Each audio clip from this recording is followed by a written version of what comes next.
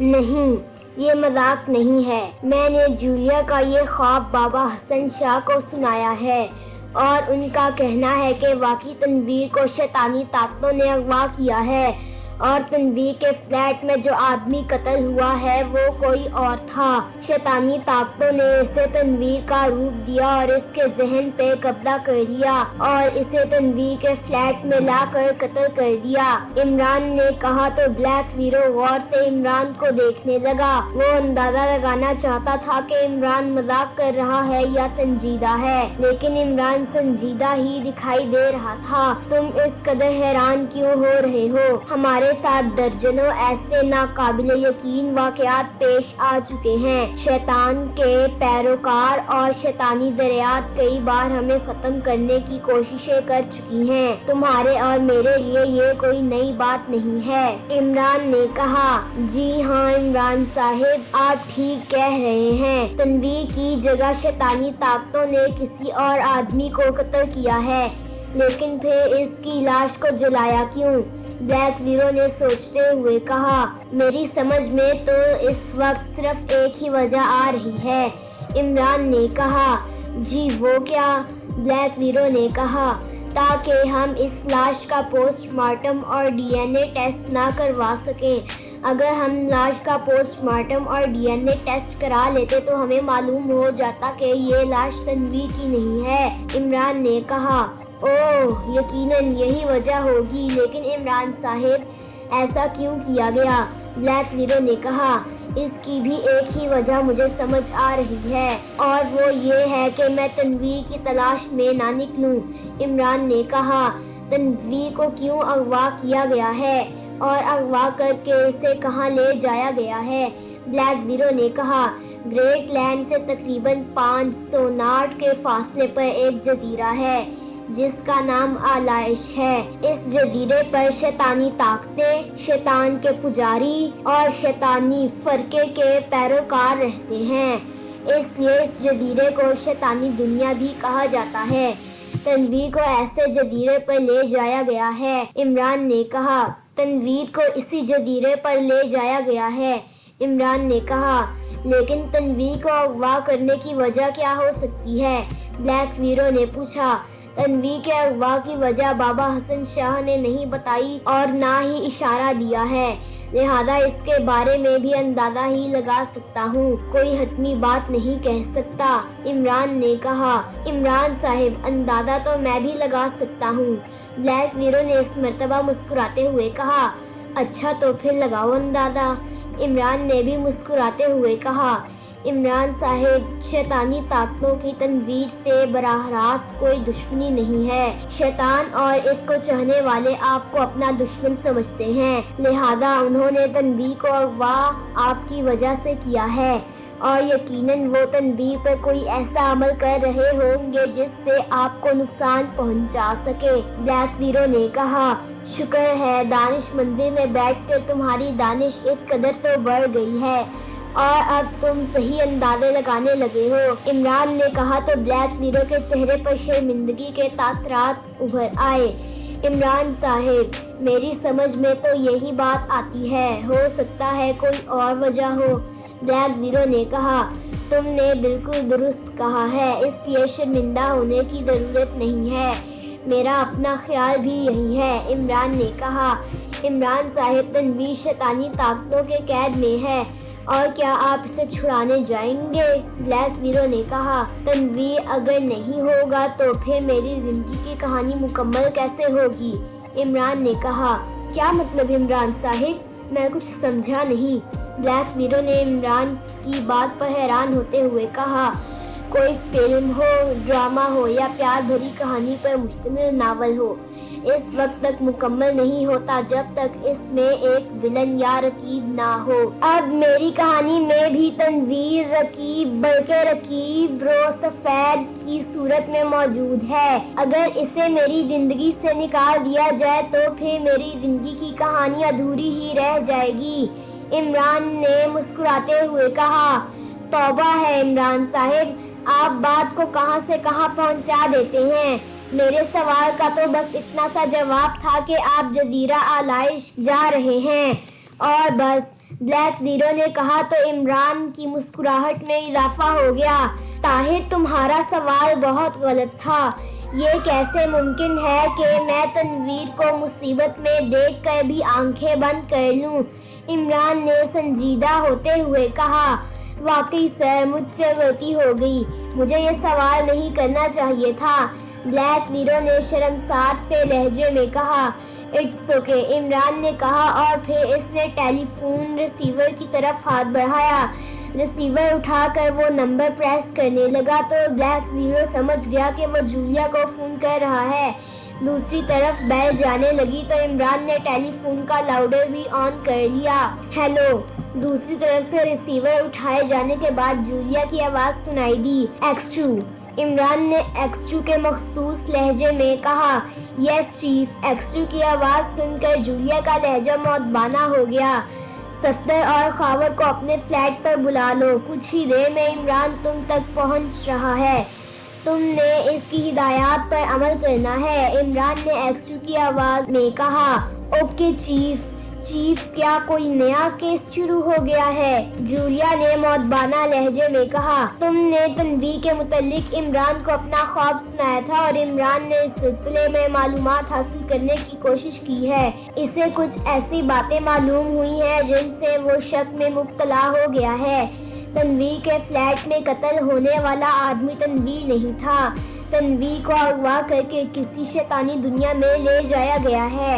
अब इमरान सफ्तर, खावर और तुम्हारे साथ इस शैतानी दुनिया में जाना चाहता है और चूंकि ये मामला सीक्रेट सर्विस के एक मेंबर का है, इसलिए मैंने इसे तनवीर की तलाश की इजाज़त दे दी है। इमरान ने एक्स2 के लहजे में तफसील बताते हुए कहा, oh thank you chief, thank you. मेरे ख्वाब के बाद तनवीर की मौत मेरे लिए मौमा बन गई है और मैं इस मौमे को सुलझाने के लिए इंतहाई बेचैन हूँ। दूसरी तरफ से जूलिया की खुशी से मामूर आवाज़ सुनाई दी, okay, wish you good luck. Imran ने कहा और इसके बाद इसने रिसीवर क्रेडल पर रख दिया। इमरान साहिब, आप सिर्फ 3 अफराद को अपने साथ ले जा रहे हैं।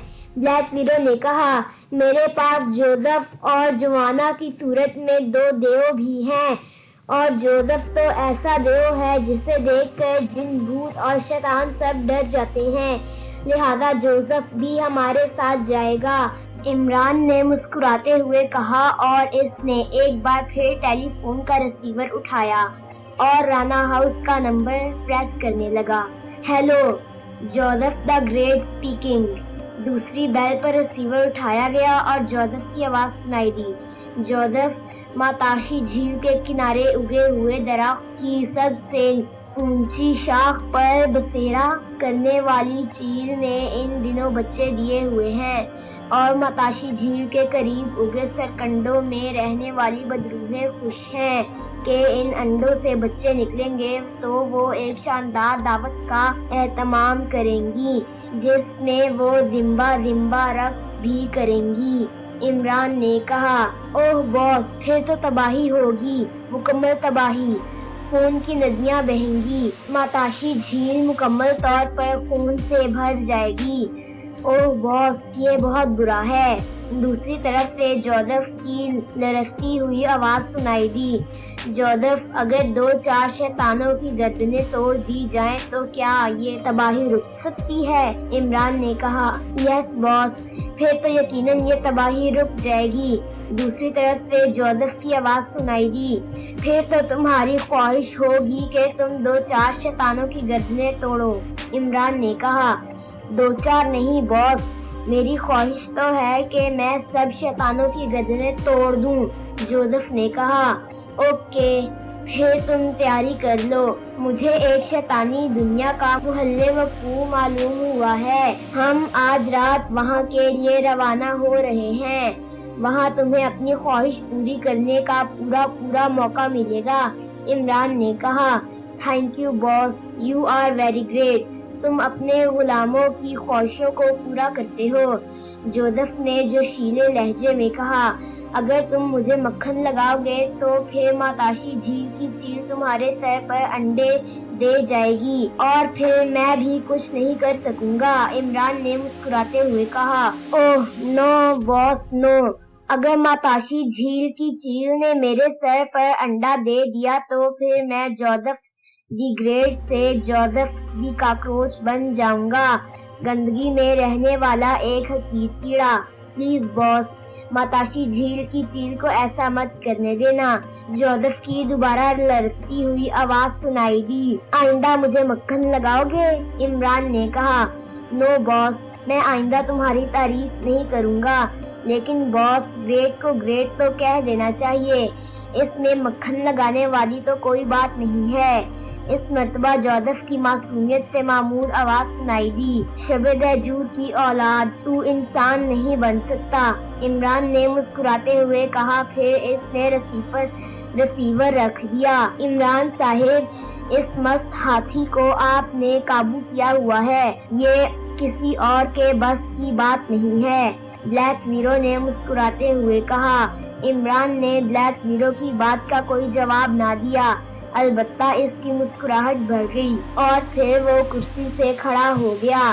میں جولیا کے فلیٹ پر جا رہا ہوں، عمران نے بلیک ویڈو سے کہا اور پھر اس نے دروازے کی طرف قدم بڑھائے۔ بلیک ویڈو اسے اٹھتے دیکھ کر خود بھی کھڑا ہو گیا تھا اور پھر وہ عمران کو کنٹرول روم کے دروازے تک چھوڑنے آیا۔ پھر تھوڑی دیر بعد اس کی کار جولیا کی فلیٹ کی طرف بڑھ رہی تھی۔ تقریباً 12 منٹ تک وہ جولیا کے فلیٹ کے دروازے پر پہنچ گیا۔ جیسے ہی اس نے ہینڈل گھما کر دروازے پر دباؤ ڈالا تو دروازہ کھل گیا۔ عمران فلیٹ میں داخل ہو گیا اور پھر جیسے ہی عمران ڈرائنگ روم میں داخل ہوا بری طرح چونک پڑا۔ جولیا، صفدر اور خاور چھت سے الٹے لٹکے ہوئے تھے اور ان کے نیچے آگ بھڑک رہی تھی۔ جولیا، صفدر اور خاور آج کل ایک ہی بلڈنگ میں رہ رہے تھے، اس لیے جیسے ہی جولیا نے صفدر اور خاور کو فون کیا وہ فوراً ہی اس کے فلیٹ میں پہنچ گئے۔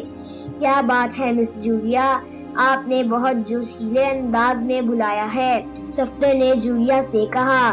میں نے تمہیں بتایا تھا کہ میں نے تنویر کو خواب میں دیکھا ہے اور نہ جانے کیوں مجھے یقین سا ہے کہ میرا یہ خواب سچا ہے اور تنویر زندہ ہے، جولیا نے کہا۔ جی ہاں، آپ نے اس بات کا ذکر سب سے کیا ہے، لیکن مس جولیا خواب تو خواب ہوتا ہے، خاور نے اداس بھرے لہجے میں کہا۔ عمران نے بھی پہلے میرے خواب کو خواب ہی کہا، لیکن پھر اس نے معلومات حاصل کی ہیں اور اپنی رپورٹ میں ایکس2 سے کہا ہے کہ تنویر کے زندہ ہونے کے امکانات ہیں، لہذا اسے اجازت دی جائے کہ وہ ہم تینوں کے ساتھ تنویر کی تلاش میں جائے، جولیا نے کہا تو صفدر اور خاور چونک پڑے۔ اوہ، کیا یہ بات آپ کو عمران صاحب نے کہی ہے؟ صفدر نے جولیا سے کہا۔ نہیں، مجھے چیف نے فون کیا ہے، عمران ابھی آنے والا ہے، مزید تفصیلات وہ بتائے گا، جولیا نے کہا۔ اسی لمحے ڈور بیل بجی اور بجتی ہی چلی گئی۔ یہ انداز عمران کا ہی تھا۔ صفدر اٹھا اور بیرونی دروازے کی طرف بڑھا۔ اس نے دروازہ کھول کر باہر دیکھا تو دروازے پر عمران ہی موجود تھا۔ عمران صاحب، دروازہ تو اندر سے بند نہیں تھا، آپ نے ڈور بیل بجانے کی خواہ زحمت کی، صفدر نے کہا اور پھر اس نے عمران کے لیے راستہ چھوڑ دیا۔ فلیٹ کا دروازہ کھلا رکھنے سے کیا ہوتا ہے صفدر میاں، میں تو اس انتظار میں ہوں کہ جولیا کب میرے دل کا دروازہ کھولتی ہے، عمران نے ڈرائنگ روم میں داخل ہوتے ہوئے کہا۔ تمہارے لیے تو میری جوتی ہی کھل سکتی ہے، کہو تو کھولوں، جولیا نے کہا اور پھر اس نے اپنے پاؤں کی طرف ہاتھ بڑھایا، جبکہ عمران اور صفدر صوفوں پر بیٹھ گئے۔ دیکھا، آج کل مہمانوں کی یہ قدر کی جاتی ہے، عمران نے خاور کی طرف دیکھتے ہوئے شکایتی لہجے میں کہا۔ عمران صاحب، آپ بھی مس جولیا کو دھچ نہ کیا کریں، خاور نے مسکراتے ہوئے کہا۔ جن پہ تکیہ تھا وہی پتے ہوا دینے لگے، عمران نے طویل سانس لیتے ہوئے کہا۔ مس جولیا، عمران صاحب تو یوں ہی باتیں کرتے رہتے ہیں، آپ ایک ایک کپ کافی پلا دیں، پھر ہم عمران صاحب سے اصل موضوع پر بات کرتے ہیں۔ صفدر نے جولیا کی طرف دیکھتے ہوئے کہا تو جولیا نے اسباب کے انداز میں سر ہلایا اور پھر وہ اٹھنے لگی، لیکن پھر اچانک ہی اس کی آنکھوں میں حیرت کے تاثرات ابھر آئے۔ اسے یوں محسوس ہوا جیسے وہ ساخت ہو گئی ہے۔ اس نے اپنا ہاتھ ہلانا چاہا لیکن وہ اپنے ہاتھ کو بھی حرکت دینے میں ناکام رہی۔ اس نے گردن گھما کر ادھر ادھر دیکھنے کی کوشش کی لیکن وہ اپنی گردن کو بھی حرکت نہ دے سکی۔ کیا ہوا مس جولیا، آپ کچھ پریشان ہو گئی ہیں؟ صفدر نے جولیا کے چہرے کی طرف دیکھتے ہوئے کہا تو خاور نے بھی اس کی طرف دیکھا۔ واقعی جولیا کی آنکھوں میں حیرت اور پریشانی کے تاثرات موجود تھے۔ ہاں، میرا جسم حرکت نہیں کر پا رہا، جولیا نے پریشان لہجے میں کہا تو صفدر اور خاور حیران ہو گئے، جبکہ عمران کے چہرے پر ایک پر اسرار سی مسکراہٹ آ گئی۔ کیا یہ آپ کیا کہہ رہی ہیں مس جولیا؟ صفدر نے حیرت بھرے لہجے میں کہا۔ میں ٹھیک کہہ رہی ہوں صفدر، میں تو اپنی پلکیں تک نہیں جھپکا پا رہی، جولیا نے کہا۔ آپ کوشش کریں مس جولیا، بھلا یہ کیسے ہو سکتا ہے کہ آپ حرکت ہی نہ کر پائیں، خاور نے کہا۔ میں جھوٹ تو نہیں بول رہی، میرا جسم باقی حرکت نہیں کر رہا ہے، جولیا نے سخت لہجے میں کہا۔ سوری مس جولیا، عمران صاحب ایمبولینس کو فون نہ کیا جائے، خاور نے پہلے جولیا سے معذرت کی اور پھر عمران سے کہا۔ جولیا مذاق کر رہی ہے، یہ حرکت کر سکتی ہے، عمران نے مسکراتے ہوئے کہا۔ شٹ اپ، میری جان پر بنی ہوئی ہے اور تم اسے مذاق کہہ رہے ہو، جولیا نے وسیلے لہجے میں کہا۔ لو جی دیکھ لو، یہ مذاق بھی ہم سے کر رہی ہے اور غصہ بھی ہمیں دکھا رہی ہے، یہ حرکت کیسے نہیں کر سکتی، دیکھو یہ حرکت کر رہی ہے، عمران نے بدستور مسکراتے ہوئے کہا، اور پھر اس نے جولیا کی طرف اشارہ کیا تو جولیا آہستہ آہستہ صوفے سے بلند ہونے لگی۔ اسے اس انداز میں فضا میں بلند ہوتے دیکھ کر صفدر اور خاور کی آنکھیں حیرت سے پھٹنے لگی۔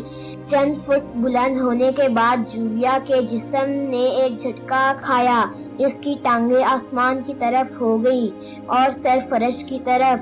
بے شک جولیا سیکرٹ ایجنٹ تھی، وہ پاکیشیا سیکرٹ سروس کی ڈپٹی چیف تھی۔ مشکل سے مشکل حالات میں وہ کبھی نہیں گھبرائی تھی، چلتی ہوئی گولیوں اور برستے ہوئے بمبوں کے درمیان سے وہ بے خوفی سے گزر جاتی تھی۔ ذہن کو اپنے قابو میں رکھنے کی انہیں خصوصی تربیت دی جاتی تھی۔ بہادری، بے خوفی سب میں عمران کا وتیرہ تھی، لیکن ان سب باتوں کے باوجود جولیا عورت بھی تھی اور اس وقت وہ جس سچویشن سے دوچار تھی اس کا پریشان ہونا اور گھبرانا فطری تھا۔ عمران صاحب، یہ کیا جادوگری ہے، پلیز آپ جلدی سے یہ شعبدہ بازی ختم کریں، صفدر نے ترش لہجے میں عمران سے کہا، اور ایسا لہجہ اس نے زندگی میں پہلی بار عمران کے لیے اپنایا تھا، کیونکہ الٹا لٹکنے کی وجہ سے جولیا کی شرٹ کچھ کھسک گئی تھی اور اسی وجہ سے اسے عمران پر شدید غصہ آ رہا تھا۔ یار میں کیا کر سکتا ہوں، تم خود اٹھ کر جولیا کو نیچے فرش پر کھینچ لو، عمران نے اب بھی مسکراتے ہوئے کہا۔ عمران کی بات سن کر صفدر نے لاشعوری طور پر اٹھنا چاہا، لیکن فوراً ہی اسے احساس ہو گیا کہ وہ بھی پتھر کا بت بن چکا ہے۔ کیا ہوا، کیا تم بھی حرکت نہیں کر پا رہے، عمران نے تندیہ لہجے میں کہا۔ عمران صاحب، یہ آپ اچھا نہیں کر رہے، اتنا گھٹیا مذاق ہم بالکل برداشت نہیں کر سکتے، اس مرتبہ خاور نے وسیلے لہجے میں کہا، کیونکہ اس نے بھی اٹھنے کی کوشش کی تھی اور وہ بھی اپنی جگہ سے نہیں ہل سکا تھا۔ صفدر اینڈ خاور، یہ عمران نہیں ہے بلکہ عمران کے روپ میں کوئی اور شیطان ہے۔ اس وقت میں جس حالت میں ہوں، عمران اس حالت میں کسی دشمن عورت کو بھی نہیں دیکھ سکتا، اور اس شیطانی طاقت کو یہاں آنے سے یہ ثابت ہو گیا ہے کہ تنویر زندہ ہے، جولیا نے کہا تو صفدر اور خاور کو اس کی بات سچ معلوم ہوئی۔ ارے واہ، تمہاری یہ ساتھی لڑکی تو بہت ہی سمجھدار ہے، یہ تو فوراً ہی بات کی تہ تک پہنچ گئی، لیکن تھوڑی سی تصحیح میں کر دوں۔ میں شیطانی طاقت نہیں ہوں، انسان ہوں، لیکن شیطان کا خاص نمائندہ ہوں، اور شیطان نے مجھے بہت سی طاقتیں دی ہوئی ہیں۔ میرے پاس بہت سے شیطانی علوم ہیں جن کی مدد سے میں شہر کے شہر صفا ہستی سے مٹا دیتا ہوں۔ میرے سامنے تمہاری تو کوئی حیثیت ہی نہیں ہے۔ اب تم تینوں مرنے کے لیے تیار ہو جاؤ۔ اس آدمی جس نے خود کو شیطان کا نمائندہ کہا تھا اس مرتبہ شیطانی انداز میں مسکراتے ہوئے کہا۔ پھر اس نے صفدر اور خاور کی طرف بھی ہاتھ کا اشارہ کیا تو وہ بھی جولیا کی طرح فضا میں بلند ہو کر الٹ گئے۔ اس کے ساتھ ہی ان کے نیچے لکڑیوں کا ایک ڈھیر لگ گیا۔ شیطان کے نمائندے نے جیب سے ماچس نکالی، پھر اس نے تیلی جلا کر ڈھیر کی طرف پھینکی تو لکڑیوں کے ڈھیر کو اس طرح آگ لگ گئی جیسے پیٹرول کو آگ لگی ہو۔ لمحہ بے لمحہ یہ آگ بلند ہونے لگی اور اس